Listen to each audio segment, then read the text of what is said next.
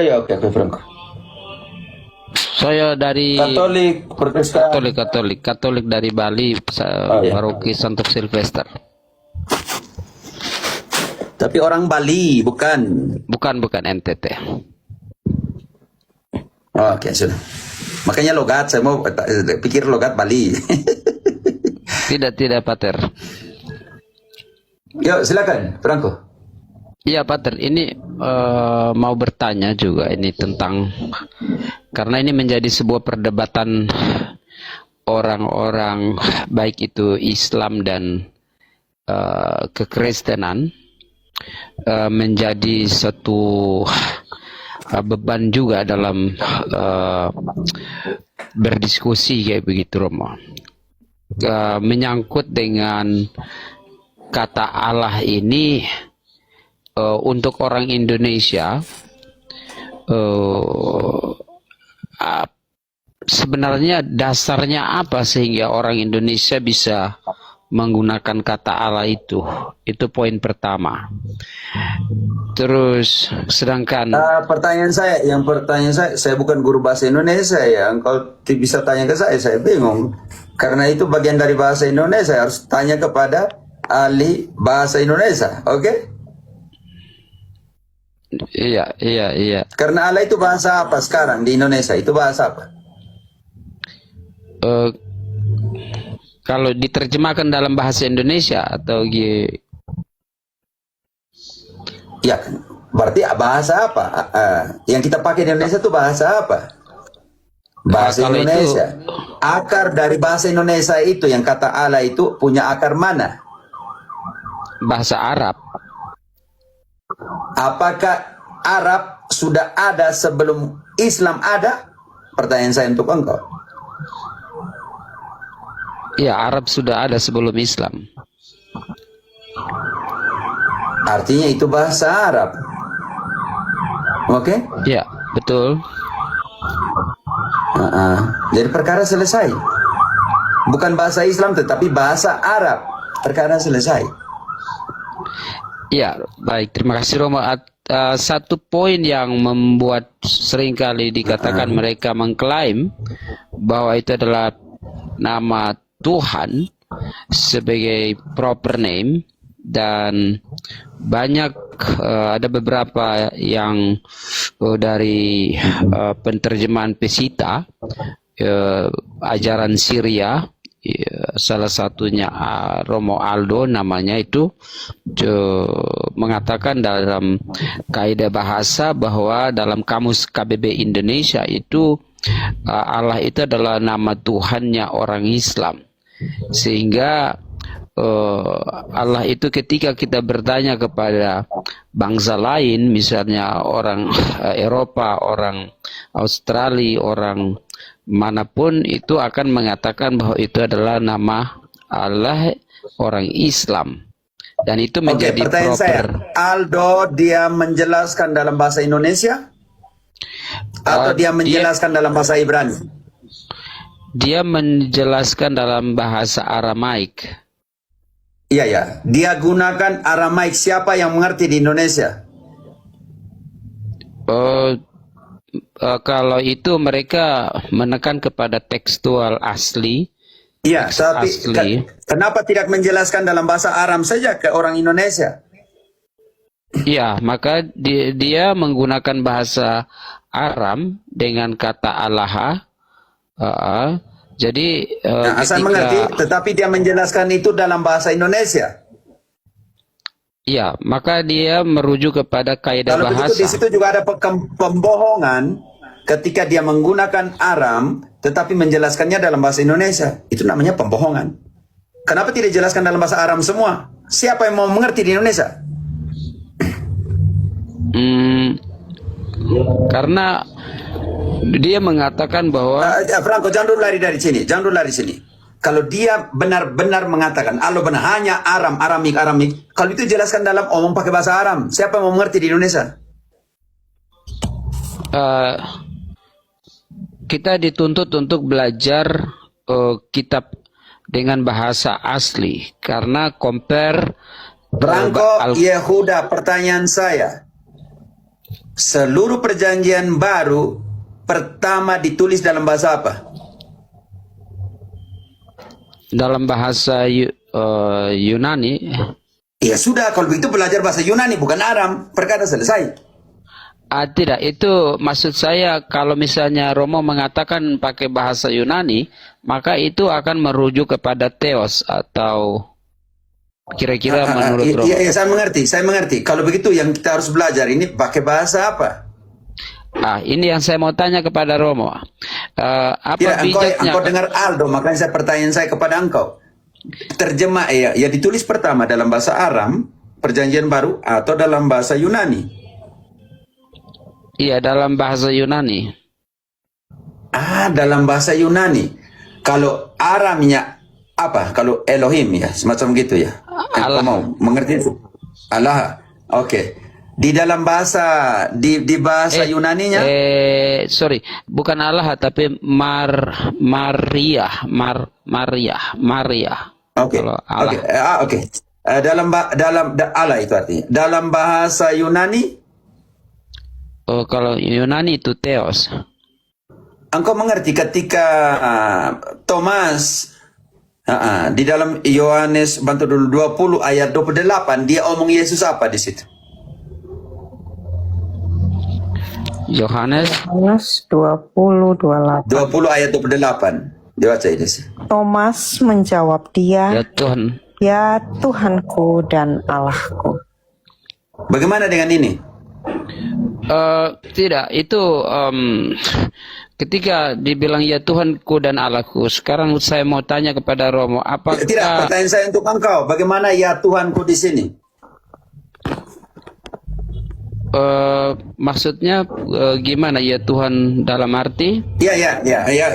Dua kata itu tidak dipisahkan. Ya Tuhanku dan Allahku. Dua kata digunakan. Tuhan dan Allah. Bagaimana terjemahkan sekarang? Jika tidak, itu saya tidak mempermasalahkan ketika Rasul. Itu bukan soal mempermasalahkan tidak. Begini, Bagaimana maksud dengan Romo terjemahan gini, ini? Ya Tuhanku dan Allahku. Bagaimana dengan dua kata ini? Pak Frank. Diterjemahkan dalam bahasa Indonesia gitu, Romo. Maksud Romo gini, itu bahasa Yunani harusnya Pak, tapi diterjemahkan ke bahasa Aram.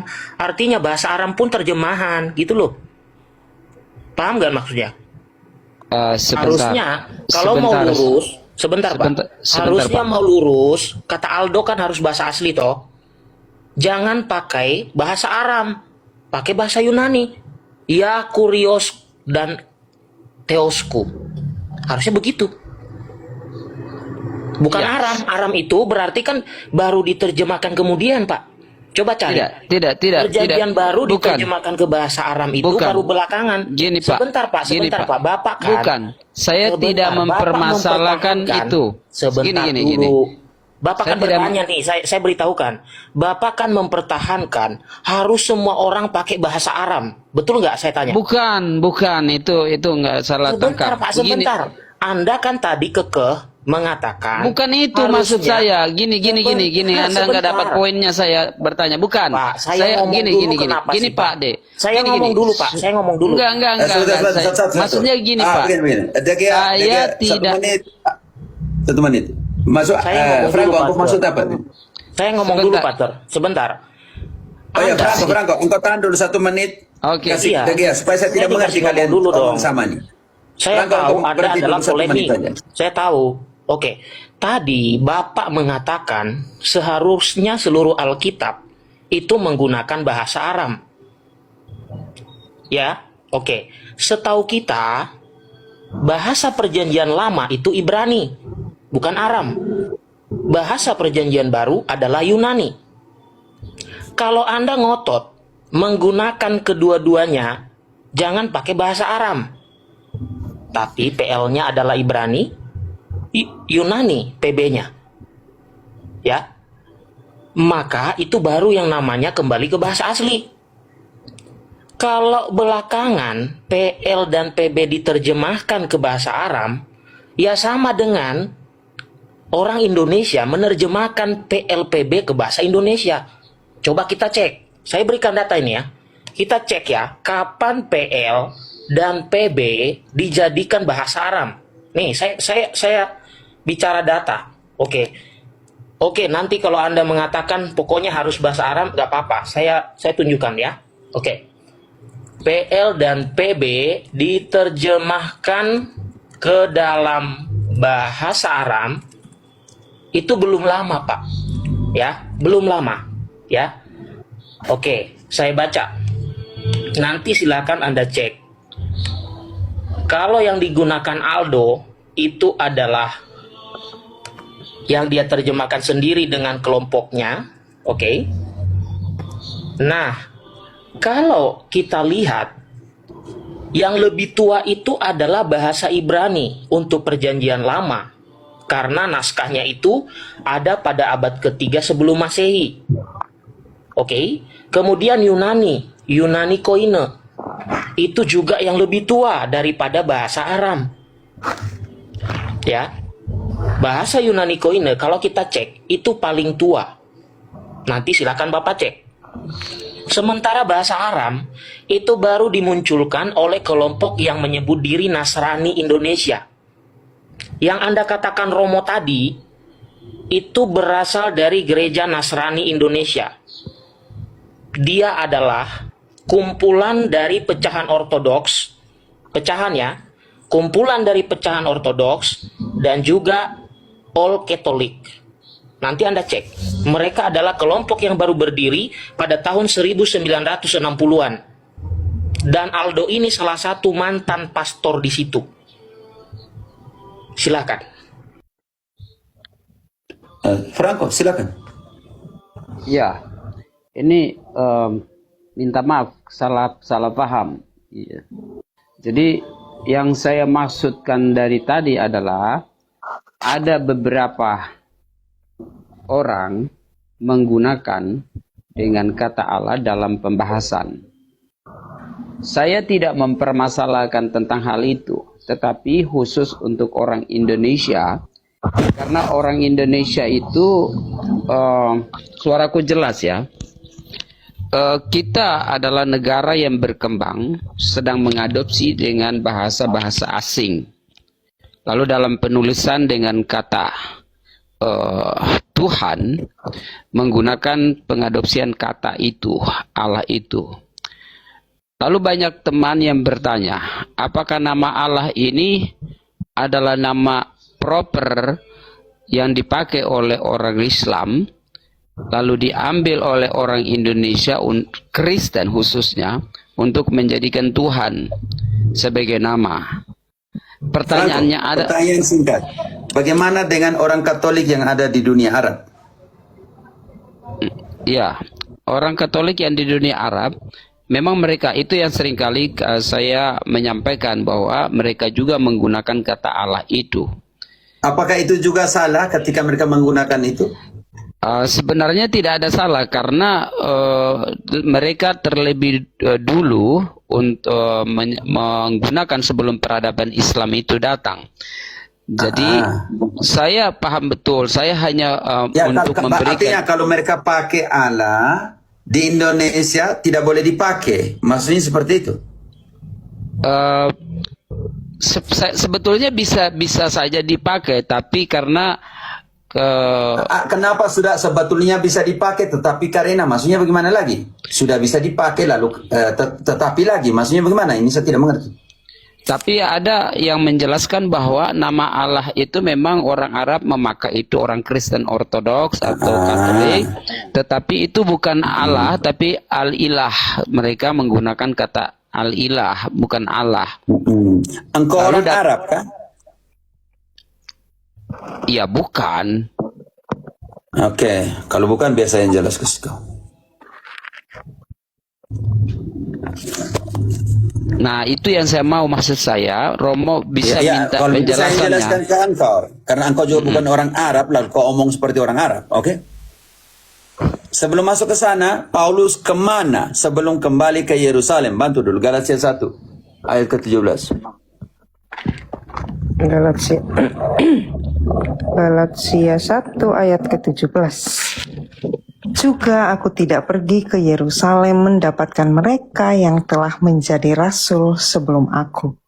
Tetapi aku berangkat ke tanah Arab dan dari situ kembali lagi ke Damsyik. Pertanyaan saya untuk Franco, kalau Paulus ke tanah Arab, Islam baru lahir akhir abad ke-6 dan awal abad ke-7. Di situ Paulus berhadapan dengan orang yang berbahasa Arab. Ya, betul. Ketika Paulus mengatakan Allah yang saya jelaskan kepada kamu, artinya Paulus juga harus menggunakan terminologi Arab tentang kata ini. Betul. Oke. Satu kata beragam makna historis. Dalam tradisi penerjemahan Alkitab bahasa Indonesia, nama ilahi diterjemahkan menggunakan kata yang sangat akrab di telinga masyarakat Nusantara. Oke. Makanya saya tanya engkau tadi. Ketika siapa tadi yang imam ternama siapa tadi? Si Aldo itu menjelaskan ke Indonesia, dia jelaskan dalam Aram atau dia jelaskan dalam bahasa Indonesia? Kalau dia menjelaskan dalam bahasa Indonesia, harus menggunakan semua terminologi yang ada dalam bahasa Indonesia. Dari nama asal usul kata ini secara historis dan biblis. Dari mana? Apakah ini sebuah adaptasi linguistik modern atau varian teks-teks kuno yang tak terputus? Anatomi bahasa Semitik, konsep akar kata, Ibrani, Aramik, dan Arab. Alef Lamet. Bahasa-bahasa Semik, Ibrani, Arab dibangun di atas sistem akar konsonan. Makna dasar dari sebuah konsep ilahi tumbuh dari 2-3 huruf dasar yang sama. Perbedaan vokal dan pelafalan fonetik di permukaan seringkali menutupi akar konsonan historis yang persis sama di bawah tanah. Akar paling kuno, L. Askara Kanaan kuno, Ibrani kuno. Makna literal yang kuat, yang terkemuka, yang ilahi, sang ilahi. Dalam dunia timur dekat kuno, akar kata tunggal ini adalah fondasi yang paling awal untuk merujuk kepada entitas ilahi yang tertinggi. Kata ini tertanam secara permanen dalam nama-nama tokoh Alkitab kuno. Contoh, Israel bergumul dengan Allah artinya. Samuel artinya Allah mendengarkan. Gabriel, Allah adalah kekuatanku. Michael artinya apa? Artinya siapa seperti Allah. Rafael artinya apa? Allah menyembuhkan atau Allah adalah obatku. L selalu ada L di belakang. Cabang Ibrani bentuk kata Eloha. L akar dasar L, sufiks tambah perluasan, maknanya Eloah. Merupakan bentuk tunggal singular yang sangat arkaik kuno. Kitab Ayub contohnya. Kata Eloah muncul puluhan kali dalam puisi-puisi Ayub untuk menekankan keesahan dan keagungan sang pencipta secara personal. Cabang Ibrani, tadi ingat L, sekarang cabang Ibrani bentuk jamak Elohim. Eloah tunggal tambah im akhiran jamak jadi Elohim. Dalam kata tata bahasa Ibrani biblis, akhiran jamak im tidak selalu berarti banyak Tuhan, politeisme. Ketika disandingkan dengan kata kerja tunggal seperti bara, mencipta, kata ini berfungsi sebagai pluralis majestatis, bentuk jamak keagungan, menunjukkan kebesaran, kelimpahan, dan supremasi mutlak. Sekarang kita lihat semua Yerusalem dan semua Mediterania dan semuanya di sini. Oke. Masa transisi, pembuangan dan pergeseran bahasa. 586 sebelum Masehi, kejatuhan Yerusalem oleh Nebukadnezar. Peristiwa pembuangan bahasa Israel ke Babilonia memicu pergeseran linguistik yang radikal. Lingua franca yang kita namakan di situ. Bahasa Ibrani perlahan menjadi bahasa liturgis eksklusif. Sementara umat perlahan mengadopsi bahasa Aramik, bahasa sehari-hari. Yesus bukan omong Ibrani setiap hari. Ibrani adalah bahasa liturgi. Sedangkan Yesus omong Aramik di dalam kehidupannya setiap hari. Aramik menjadi bahasa internasional, bahasa internasional kekaisaran zaman Babilonia dan Persia. Aramik ini. Dampak biblis. Transisi geografis ini melahirkan transisi teks. Sebagian kitab-kitab perjanjian lama pasca pembuangan tidak lagi ditulis dalam bahasa Ibrani, melainkan Aramik. Cabang Aramik. Allah. Tadi kan Ibrani, cabang Ibrani. Sekarang cabang Aramik. Allah. Eloah Ibrani bergeser secara fonetik menjadi Allah. Aramik. Eloah. Allah. Kekosongan akarnya, konsonan akarnya tetap sama. El. Hanya vokalisasinya yang menyesuaikan dialek regional. Maka di dalam kitab Esra dan Daniel, Esra 5 ayat 1, Allah Jisrael, Allah Israel. Naskah asli Alkitab sendiri telah memberikan presenden penggunaan variasi linguistik Semitik untuk menyebut nama Tuhan sesuai dengan konteks dan zamannya. Bagaimana sih jembatan leksikal dari Aramik menuju Arab? Aramik Elah, pergeseran ke selatan semenanjung Arab, makanya Paulus juga ke sana. Arab kuno, ilah. Bahasa Arab adalah saudara muda dan rumpun Semitik. Dalam rumpun Semitik.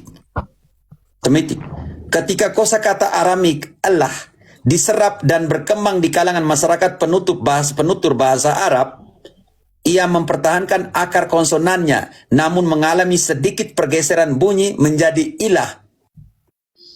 Sesembahan Tuhan secara umum. Ingat ini, pergeseran tadi dari Aram, Ibrani ke Aram. Sekarang bagaimana kita lihat jembatan dari Aram ini ke ilah. Dari Allah ke ilah. Sebab ketika omong itu bilang, yang jago pesitas itu omong baik-baik. Dekonstruksi bahasa Arab, lahirnya kata Allah. Al menunjukkan sesuatu yang spesifik dan definitif. Tambah ilah, bentuk umum kotnat dari Allah Aramik. Maka sama dengan Allah dari al-ilah. Sang Tuhan yang tunggal dan definitif. Allah bagi orang Arab. Paralel biblis secara gramatikal, al-ilah dalam bahasa Arab memiliki fungsi struktur yang sama persis dengan ha Elohim dalam bahasa Ibrani. Ha sang, Elohim Tuhan, sang Tuhan. Matris kokonat Semitik. Kata dasar Ibrani alif lamet, Aramik alif lamet, Arab alif lam. Bentuk dasar singular Ibrani Eloah, Aramik Allah, Arab ilah. Bentuk spesifik tetik Ibrani ha Elohim, Aramik elaha, Arab Allah al ilah. Contoh konteks biblik historis di dalam Ayub 3 ayat 4. Contoh bantu Ayub 3 ayat 4. Ayub. Sebentar, Pater. Ayub itu di sebentar 1, 2. Perjanjian lama. Iya. Sebelum Mazmur, setelah Esther. Oh ya. Ayub 3. Ayat 4, siap Daniel 2 ayat 20. Biarlah dari itu menjadi kegelapan. Janganlah kiranya Allah yang di atas menghiraukannya. Dan janganlah cahaya terang menyinarinya. Oke, ini ketika dia menggunakan di Ibrani ya. Oke, sekarang Aramiknya bagaimana? Contohnya, kita langsung contoh 2:20. Daniel ya, Pak? Daniel 2:20 ya. Berkatalah Daniel, terpujilah nama Allah dari selama-lamanya sampai selama-lamanya. Sebab daripada dialah hikmat dan Oke, sudah. Dalam dua konteks ini, Franco, supaya engkau tahu, yang mana yang benar nih? Mau ikut yang Ibrani punya atau ikut yang Aram punya? Dua kitab yang berbeda. Ayub 3 ayat 4 punya akar Ibrani, Daniel 2:20 mengambil konteks Aramik. Eloah, ha Elohim, Allah, Allah. Kamu pakai yang mana? Tanya itu Aldo tuh. Yang mana nih? Mau Aram atau yang Ibrani punya? Atau hapus buang karena harus pakai Ibrani punya? Hapus buang karena harus pakai Aram punya? Oke. Baik Romo, saya coba Belum selesai, sampai saya selesai dulu. Oke. Kognisi visual ini membuktikan ketiganya bukan kata yang saling bermusuhan atau terputus, melainkan serumpun, bersumber dari sumur linguistik semitik yang sama. Pertanyaan saya, ketika Arab pakai ilah atau Allah, yang punya akar Aramik Elaha, yang punya akar Ibrani Ha Elohim, apakah orang Arab ini, apakah orang Arab yang menggunakan Allah Al-Ilah tetapi akarnya Aramik dan Aramik punya akar Ibrani, bagaimana di sini? Apakah orang Arab salah ketika menggunakan akar Aramik dan akar Ibrani? Tidak salah. Kalau tidak salah ketika digunakan di bahasa Indonesia, lalu kenapa engkau mempersalahkan? Sekarang kita lihat bukti historis pra-Islam.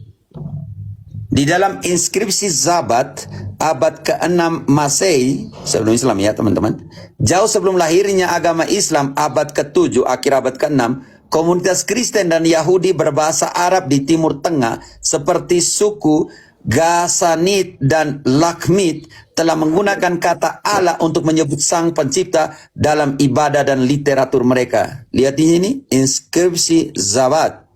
Kata ini adalah warisan linguistik komunal masyarakat Timur Tengah, bukan monopoli eksklusif satu era atau satu agama. Sintesis, benang merah semitik yang tak terputus. Eloah Ibrani, Allah Aram, era pembuangan. Ke Arabnya Allah, Al-Ilah. Tes terjemahan Arab kuno. Penggunaan kata Allah bukanlah sebuah anomali teologi, saudaraku. Bukan pula sebuah kata pinjaman yang terputus dari akar biblisnya. Ini adalah lintasan organik dari evolusi bahasa Semitik yang terekam dengan setia melintasi ribuan tahun sejarah keselamatan. Sekarang bagaimana engkau masuk ke dalam konteks Indonesia? Ini yang sekarang saya membawa kamu ke sana. Membawa warisan kuno ke Nusantara. Pada abad ke-16-17, ketika para penerjemah Eropa seperti Albert Cornelis Sumruil pertama kali menerjemahkan Injil Matius ke dalam bahasa Melayu tahun 1629, engkau tahu itu? Engkau tahu itu atau tidak? Engkau tahu itu atau tidak? Bilang belum tahu, supaya dijelaskan. Ketika Ternyata engkau belum tahu. Oke. Ternyata engkau belum tahu, oke?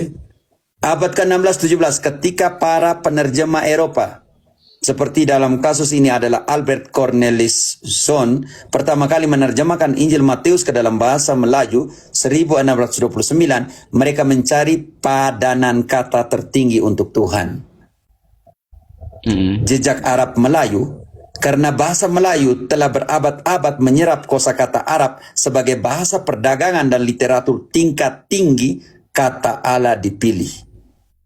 Pilihan ini sangat akurat karena secara etimologis kata yang diserap oleh bahasa Melayu ini merupakan cucu sah dari kata Eloah Ibrani dan Allah dalam naskah asli di dalam bahasa Ibrani dan Arami. Kesimpulan, menelusuri akar etimologi kata Allah membawa kita pada sebuah kesadaran historis.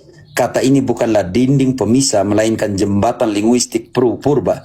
Ia menggemakan kembali suara nabi-nabi Ibrani, melintasi zaman Aramik, mekar dalam literatur Arab kuno, hingga akhirnya diam dalam hati umat di Indonesia. Warisan etimologis biblis mencerminkan sejarah pewahyuan yang kaya, terus bertumbuh dan inklusif melintasi batas-batas bangsa. Supaya engkau tahu itu, saudaraku. Silakan. Terima kasih. Ya, baik. Terima kasih Romo. Pertanyaan saya berikutnya, Tidak, jangan dulu. Terima. Kau mengerti. Sekarang kau sudah mengerti kenapa Allah. Iya, Dalam bahasa saya tidak Indonesia. gini Romo, saya tidak mempermasalahkan tentang hal itu.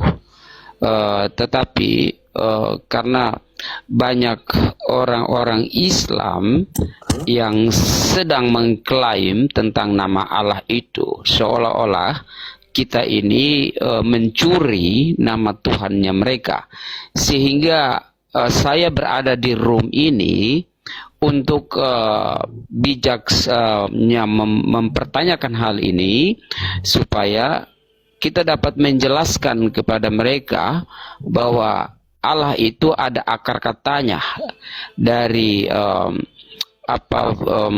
Flemic atau fonetik atau Yang tadi serupa. dijelaskan dari Ibrani apa tadi?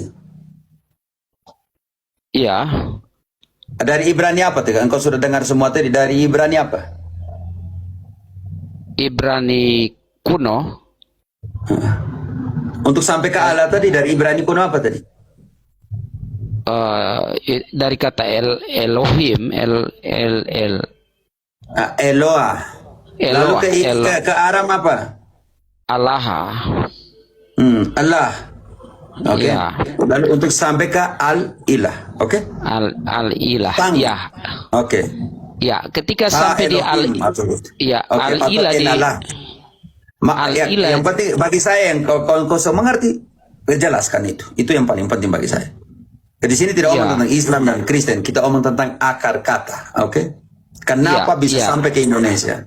Iya, itu yang saya mau bertanya kenapa sampai Indonesia bisa menggunakan hal itu. Kenapa tidak menggunakan? Franco saudaraku, saya tidak omong tentang Islam, saya omong tentang bagaimana kata Allah itu di dalam bahasa Indonesia. Oke. Iya, paham. Oke.